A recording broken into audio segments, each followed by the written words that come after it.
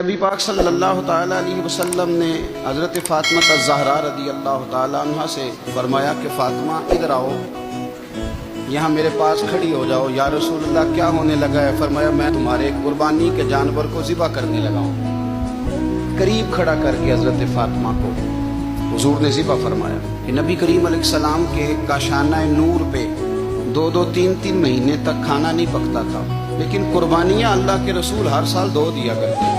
کھانا دو مہینے نہیں پکا اور قربانیاں دو قربانیاں دے کے حضور فرماتے ایک میری طرف سے ہے، ایک میری امت کی طرف سے ہے۔ مولا کائنات شیر خدا حضرت علی المرتضیٰ رضی اللہ تعالیٰ عنہ گھر میں فقر رہتا تھا۔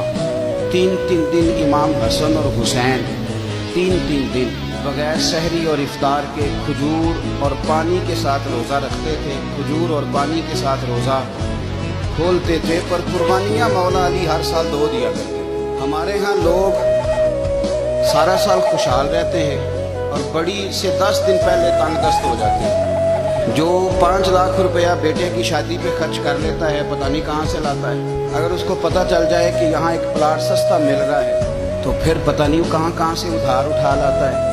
لیکن جب معاملہ قربانی کا آتا ہے پھر لوگ تنگ دستی کا اظہار کرتے ہیں۔ یاد رکھو، جب بندہ رب کریم کے راستے میں دیتا ہے، حضور علیہ السلام نے فرمایا تھا حضرت اسماء سے کہ تو اللہ کے راستے میں بے حساب خرچ کر، رب بھی تجھے بے حساب ہی عطا فرمائے گا۔